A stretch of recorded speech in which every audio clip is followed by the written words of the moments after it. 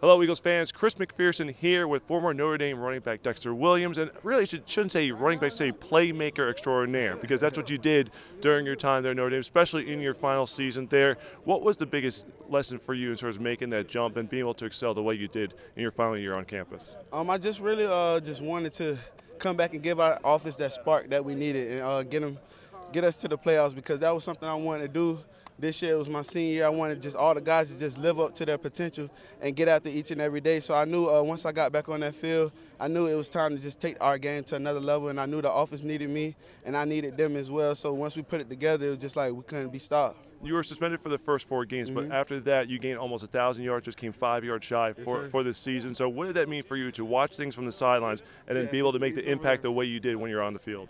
I definitely feel like it meant a lot, but sometimes I still feel like I felt short in certain places. But at the same time, not looking back, I'm always looking forward. I was happy to just make that stepping stone for Notre Dame and give the younger guys something to live up to and something to achieve this upcoming year. And also, it's just I left on a good note. Well, I would say an okay note, but we didn't finish the way we needed to, but we still got the job done. What did it mean to be the first part of the first program that got Notre Dame into the playoffs? It was definitely something special because Notre Dame hasn't done it, and we were the first to do it. So I kind of felt like I'm a part of the history just by being the first team to go to the playoffs. But other than that, it's still a stepping stone for the other guys. I want the other guys to go and win a national championship now. So Josh Adams, I'm sure you're good friends with him. Yeah, you know, he made his mark in Philly. Give us some stories about Josh and what he was like during his time with the Irish. Oh, Josh was that dude. And also, me and him would just compete each and every day. He was my roommate, so we shared a lot of good times together, spent a lot of time together, hung out together. I got him to come down to Florida a couple times and just chill around the family. And also, he's just like a brother to me. Speaking of family, your mother, how instrumental was she for you early in the season when you were going through your adversity? Yeah, so I moved my mom up there in August. She stayed with me for the whole season, and it was just like it really made my home feel like it really made my house feel like a home again, I should say. And just having her around, a lot of my teammates came around, so it was just always good times. And I know she was happy to see her son get back on the field and just do what I love. And I was just also just happy to share those memories with her. Dexter, I'm going to put you on the spot here. Who was the toughest defender you went against during this 2018 season? And you can't name anyone on your own squad because you have a couple players obviously here at the Senior Bowl and in the draft process. But who did you go against in 2018 was the toughest competitor? I wouldn't say to single anyone out, but Clemson's defensive line, they were very disciplined. I congratulate Dabo Swinney for that, just preparing them guys throughout the whole season, just preparing them guys for us. They were a great team, very disciplined. They came out hard each and every play. So the last thing I note here, and you may not be able to tell on camera, but you got the green hair in the background, so it already seems like you might be a fit in Philadelphia. Hey, if Philadelphia wants me, I'm definitely there. I'm not going to turn it down. Whoever gives me a shot, I'm open for the opportunity. I just need a chance so I can show everyone what I can do. Here now with Marshall wide receiver Tyree Brady. And Tyree, for fans who have yet to watch you play, give us a quick scouting report of what you'll bring to the NFL. Just a strong-handed catching receiver, you know, go up and make the 50-50 ball more than usual, and smooth route runner, get in and out my breaks fast. So. How much of winning in those 50-50 balls is physical and how much of it is mental? I mean, you just got to have that mind. You got to have that mind state like, I'm going to get this football. It's my football, nobody's football. So going up and getting it, you got to get it. And then when it hits your hands, you got to make a play. As a receiver, if it touches your hands, you always taught you got to catch that ball. So you really got to take pride in that. There's a few guys in the NFL that kind of have that my ball mentality, that ability to go up and win at the catch point. Is there one guy that you kind of look at and say, like, you know, this guy is the best of the best? Yeah, definitely. I feel like Julio Jones is the best receiver. Sure. Definitely. Are there any other guys? The one guy watching you, you know, we see Alshon Jeffrey every day. Oh, yeah, yes, sir. And Alshon, to me, like the way that you play, the way that you move, it's very, very similar to Alshon. Is he a player that you've kind of watched over the course of your career? I definitely watched Alshon ever since he was at South Carolina. You know, he's a strong-handed receiver, and I like that about his game. He can go up and make them 50-50 balls, you know, and I always model that part of my game, too. You know, I love making those 50 tough catches like you do too. So, is there one area of your game we're talking with scouts that you know that you kind of have to improve and kind of prove yourself over the next couple of months? Oh yeah, definitely. You know, just being out there, identifying. You know, a lot of teams they've been bracketing me, throwing a lot of funky coverages my way. So you know, just getting those things down packed, seeing them from the jump, so it could get me open, so I can know where the holes at in the defense. So.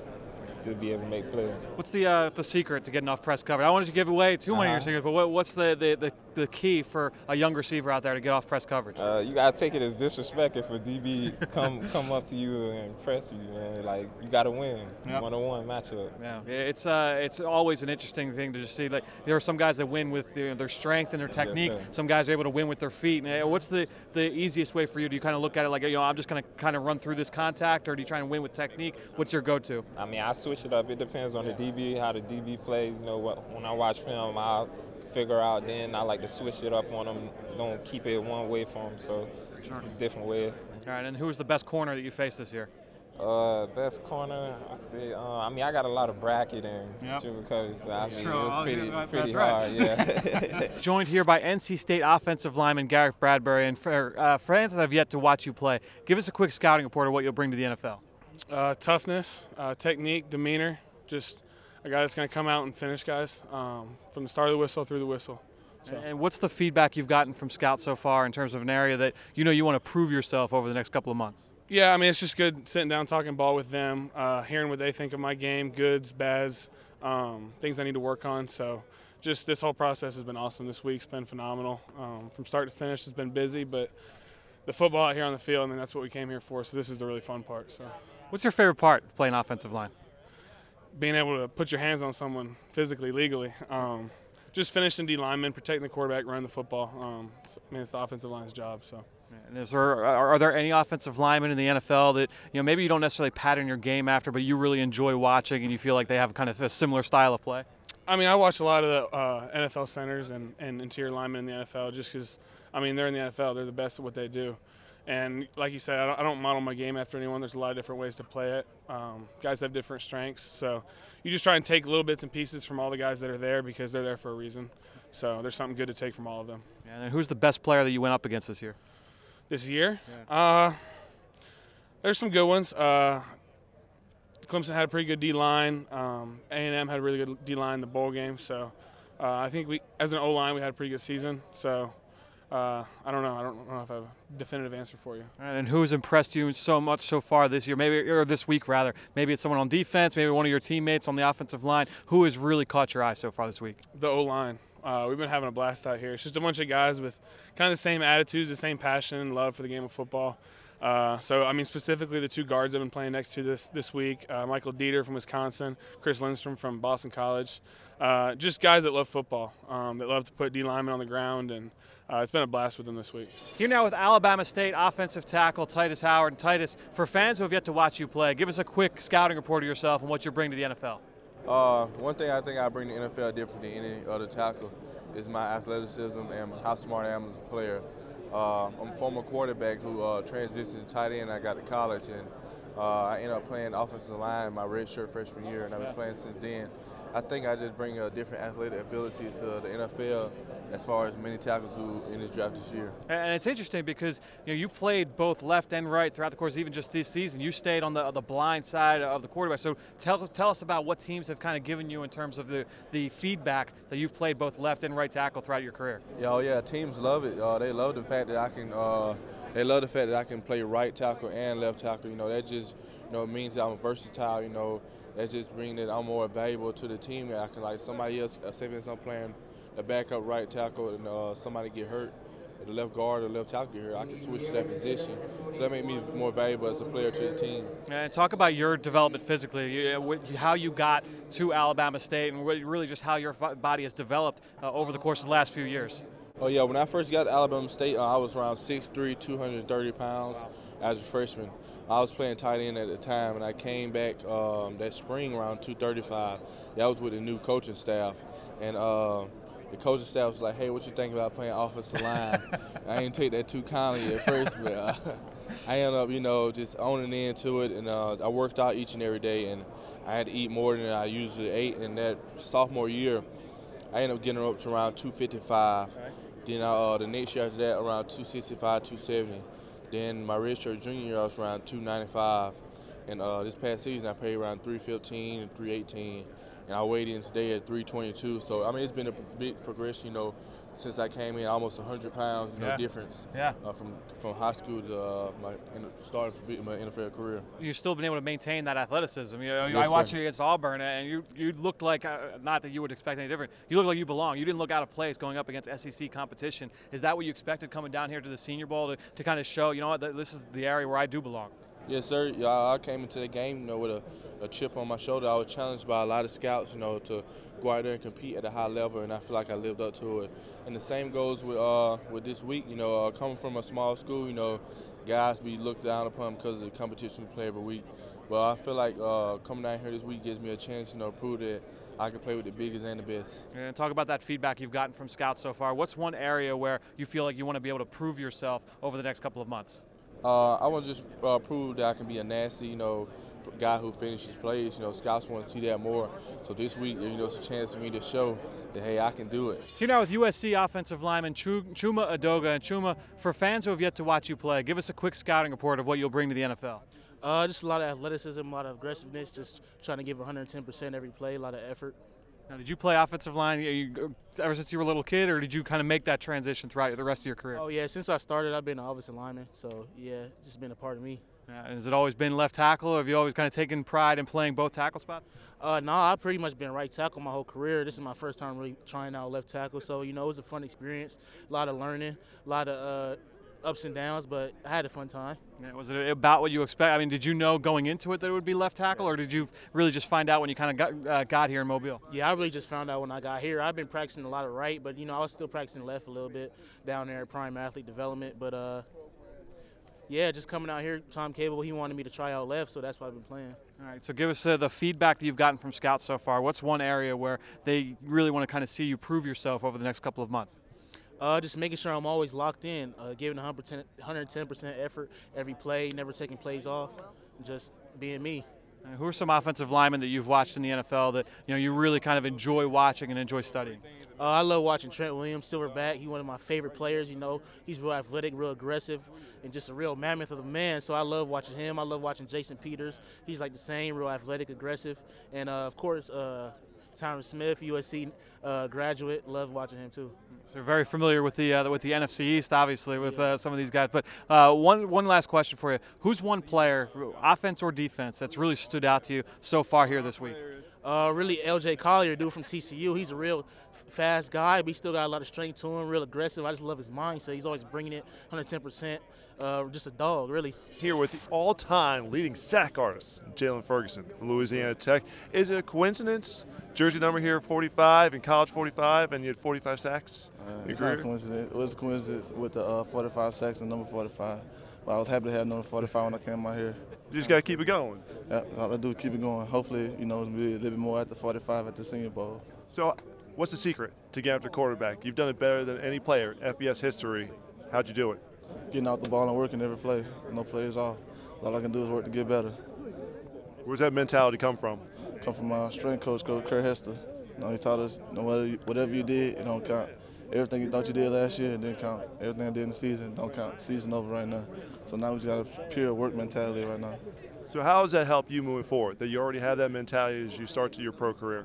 It makes me hungry. It makes me want to do more. It makes me want to be greater right now. I feel like everything I did in college was good, but it's not good enough. I came out here, played against better competition, and I see that I need to make some major improvements in my game right now. When did you think that the NFL would be a possibility for you? When I came to college, it's every little kid got the dream to go play professional football. Every kid has a dream, but when did you think it's actually a reality that maybe you would have your name called in the NFL draft? When I came to college, got like 14 sacks. I thought, maybe it's a possibility. Then I get 17. I thought, yeah, it's about my time. Who would you say, and can't name any teammates here, putting you on the spot here, was the toughest tackle who you faced in the last season? Our left tackle, O'Shea Dugas, big guy, big one. But yeah, he was the toughest tackle I played against. Other than that, it had to be 55 from Mississippi State. He got good hands, good violent hands, and he put me on my toes. You still came out on top, so how did you end up winning in those battles? Violent hands, just keep working, just keep beating them down with my hands, all I could do. Just keep on working for it until I got to the top. Jalen, you mentioned your strength coach. Are there any other things you've done to enhance the rushing attack that you've had? Yeah, I do a lot of work with my hands with my D-line coach, Coach Rick Peacher. You know, he specialized in hands and reps. Also had, you know, my mentor, Chuck Smith. We working all the time. Every time we probably going to work tonight. It's getting better, and we're going to talk on my game, work on my game to get better with it. What do you love about getting after the quarterback? Sacking the quarterback. That's it. There's nothing else to it. It's my job on the field. Sack the man who get paid the most. What's the most underrated aspect of getting after the quarterback? Get off. People don't understand that you got to get off the ball fast. You got to run fast. It's not all about the big body. You know, you got to get off too. You got to have good violent hands. You got to be fast with it. Here now with Western Illinois defensive tackle Colin Saunders. And Colin, for fans who have yet to watch you play, give us a quick scouting report of what you'll bring to the NFL. I think that one of my biggest qualities is just explosion. I feel like I'm a very explosive player. I take pride in being explosive and quick off the ball, and you know. And then another thing I think that I bring to the table is being a very intellectual player, a very intelligent player. I study a lot of film. I've played a lot of positions, and so you know, a lot of times like I can know what's going to come. Based off a backfield set, based off of you know, any kind of tight end set, anything like that. And so, like I said, just that intelligence as far as recognizing plays, recognizing backfield sets, recognizing tight end sets, all kind of things like that is what I'll bring to the table. Hey, don't take this the wrong way. Well, fans don't necessarily think about defensive line from as far as like a intellectual position, but you look at those things pre-snap. You see it all the time. Guys like Fletcher Cox will point things out, and they're pointing the direction of the run play. They're pointing out where the double teams are going to happen. Those are all things you kind of take pride in? Yes, sir. Like you said, if I can tell the guys behind me what play's about to come, we're going to be successsul. You know, so if like you said, if I can point and say, hey, the run's going this way, or double team's coming this way, or even tell like the guy next to me, hey, a double team's coming your way, they can be better equipped to play that play.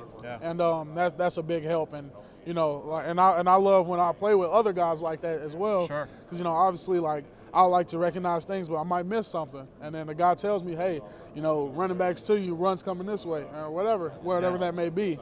And, you know, that kind of thing, those kind of things are a big help when you play. You've played a couple different positions along the defensive line. Yes, What's sir. your favorite role to play on a defensive front?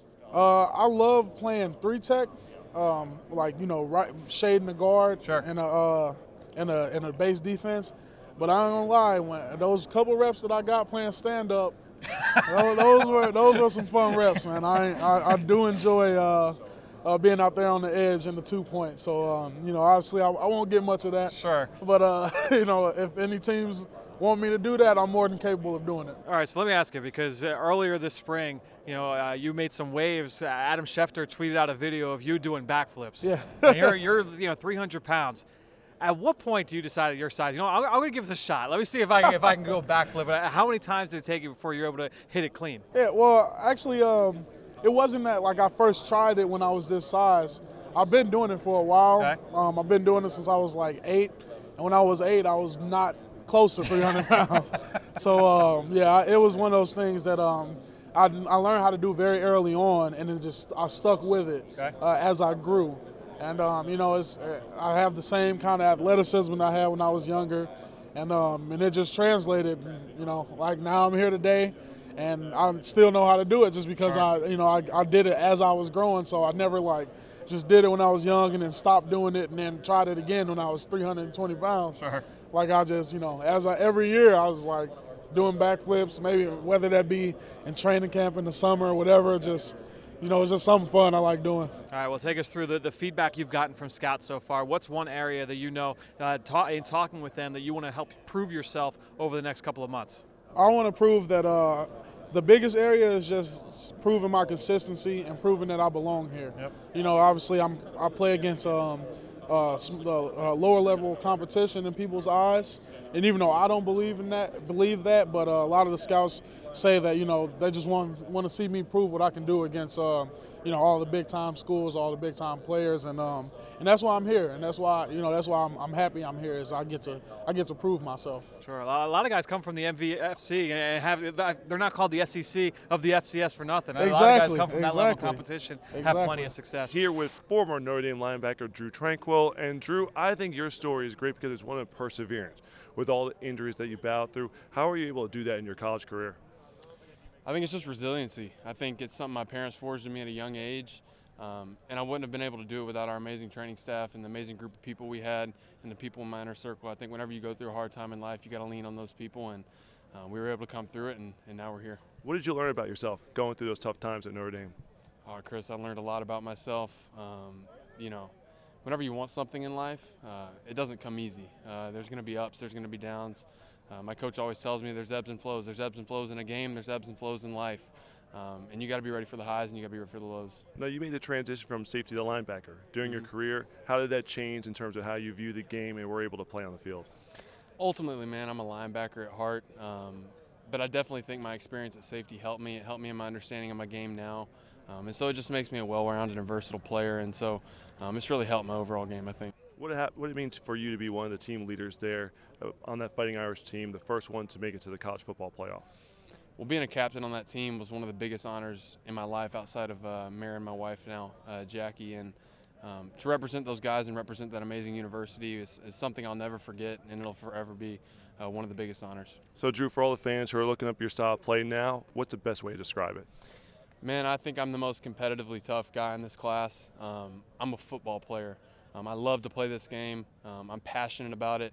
I play with great speed, great effort, great energy. And I know what it takes to win. You know, when we went 4-8 in 2016 and turned it around into a semifinal run this year, I know what it's like to lose, and I know what it's like to win, and I know what it takes to get there. Drue, you mentioned you're already married, so what's that like? It's a different perspective for most of these young guys going to this draft class. It's interesting, man, hanging around the locker room and guys saying, hey, let's go out to eat. And I'm like, well, I actually got to hang out with my wife tonight. It's weird saying that. Not a lot of guys are married in college football, but she's amazing, man, and we're now expecting our first child. And congratulations. So to be a dad, which is one of the biggest honors you can have in life, and so it's been great, Chris. Here now with New Mexico State linebacker Tyrell Hankson. Tyrell, for fans who have yet to watch you play, give us a quick scouting report of what you'll bring to the NFL. Well, first, Fran, people who watching me to play, you know, the first thing they see is a big guy, you know, somebody that could fly around and hit, you know, be vocal and have a good personality. Yep. You were a 4-year starter there at New Mexico State. Talk about just how much that experience has helped you get to this point. Well, that experience helped me a lot because, you know, I was able to adjust really fast. I played as a true freshman. And, you know, once I got into that system with Coach Doug Martin, I knew that, you know, his mentality was to play with a chip on your shoulder, and that's the type of mentality I have. What's one of the strengths you feel that, you know, maybe fans don't necessarily think about, but it's one of those things that's so important to, you know, being successful at the linebacker position and really being as successful as you are playing that spot?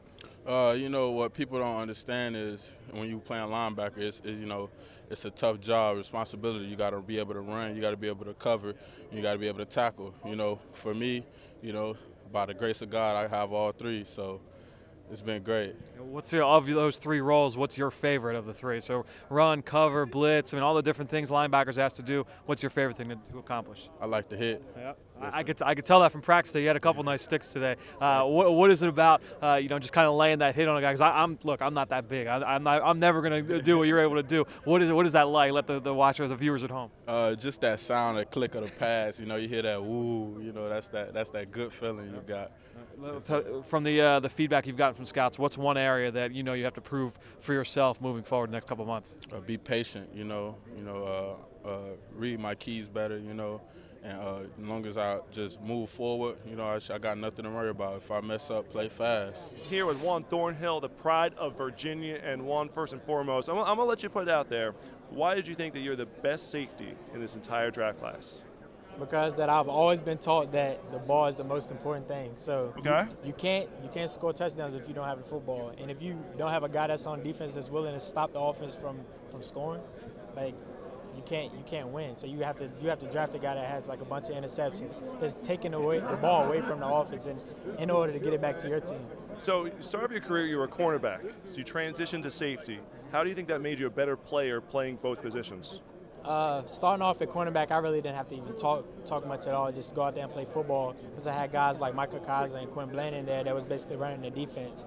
And then the fact that they moved me back to safety this past year, it helped me more because I know that I had to learn a lot more. I learned the defense a lot more. And it's just, I mean, things just opened up for me because if you have a guy that can play multiple positions, it just helps you out a lot because the teams want a guy that just in case there's injuries or things such as that. If you have a guy that can step in and play cornerback, a guy that can step in and play safety, you want a guy like that because you can stick him in anywhere and he'll still know the defense no matter where he goes. Did you embrace the challenge when the coaches came to you with that? Because you're going into your senior year, you want to put the best tape on film for teams to look at you in the draft. You're saying maybe it could be a little iffy because it's a newer position for you. So how did you deal with the challenge of that?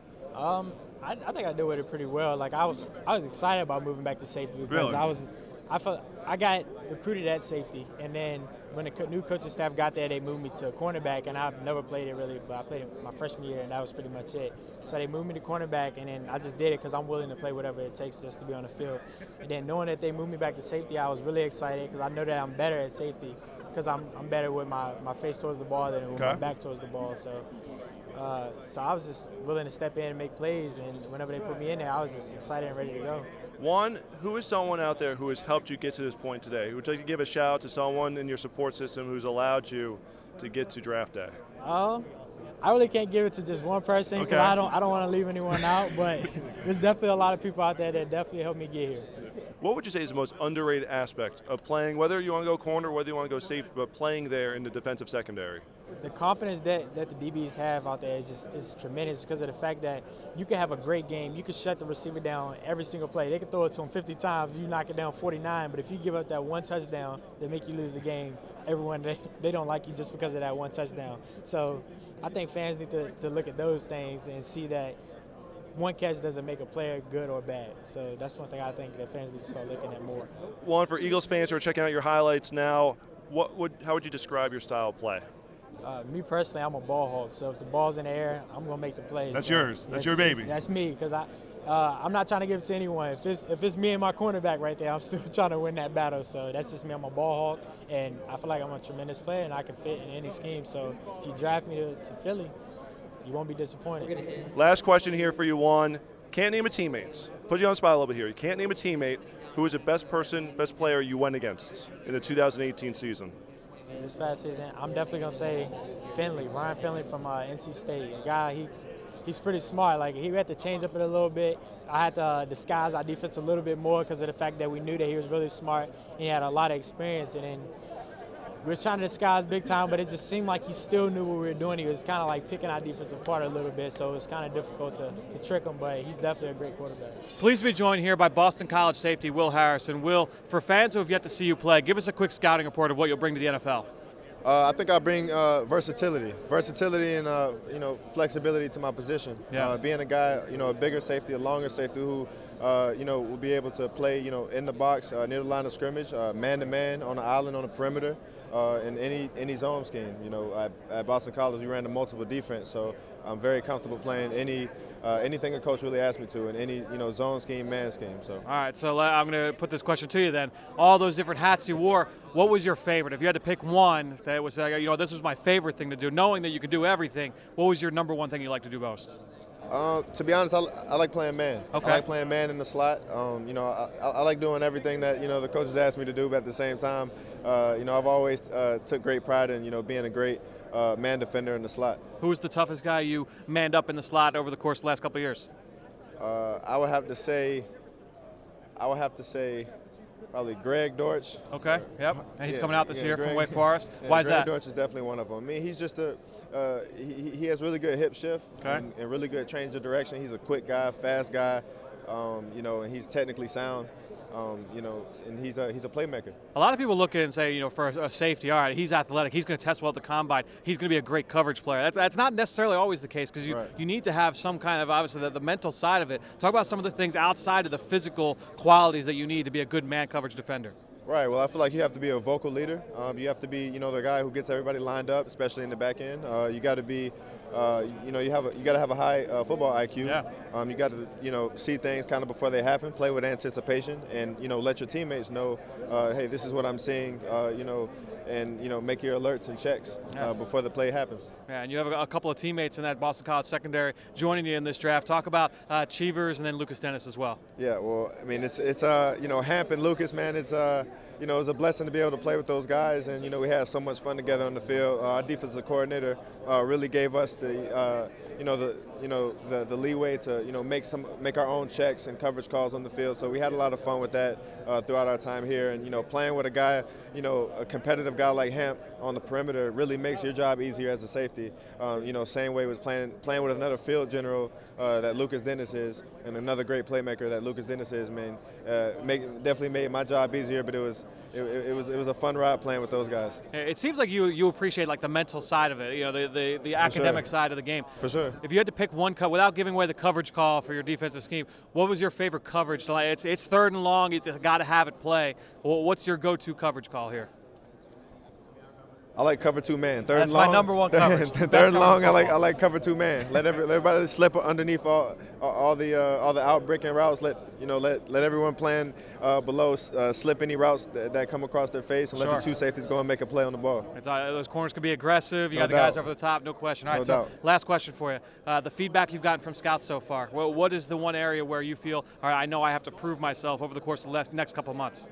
Right. Well, they just want to see me, come out here and compete. They just want to see me compete, and, you know, I pride myself on a guy who does that all the time. I'm a very competitive guy. I have a high motor, and, you know, I pride myself on that. And, you know, when I have those conversations with them, they echo the same thing. They just, they say to me, we see on film that, you know, and we've seen, you know, from scouting you that, you know, you're a high motor guy with, you know, a highly competitive spirit. So we just want to see you echo that again in the Senior Bowl, and that's what I plan to do. Please be joined by Darius West from Kentucky. And the first question I have to ask you, Darius, is how proud are you of being part of the turnaround there with that Wildcats program? Oh, yeah, I mean, it's a blessing, you know. That's really what I came to Kentucky to do, you know, all of us guys. We tried to go there to change the program around, and to be able to go out the way we did as seniors, you know, couldn't be any happier. Getting that bowl win and everything on top of it.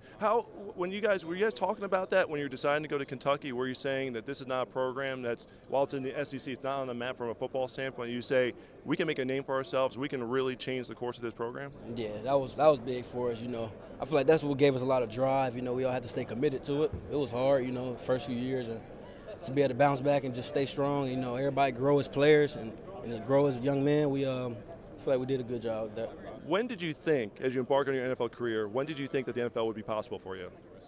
Well, I mean, I dealt with a lot of injuries coming up, so, you know, I've always had dreams of being an NFL player, you know, since I've been a kid. I've always had dreams, but, you know, I say my first year on campus, you know what I mean? Like, you know, I just had to grow as a player, grow as a man, you know, and understand, you know, what this is about. Yeah. So you knew early on. You Yeah, felt as a freshman, you Yes, thought sir. you could be there. So. Yes, sir. You talk about the injuries. How much did you learn about yourself from battling that adversity to get to where you are today? Well, I just had to learn, like, you know, I had to be mentally tough, and, you know, it was hard. You know, I had to lean on my family, lean on my teammates, my trainers, you know. They all did a good job of helping me out and, you know, keeping me mentally prepared to, you know, deal with coming back from injuries. And, you know, I just had to just believe in myself and believe in God, you know.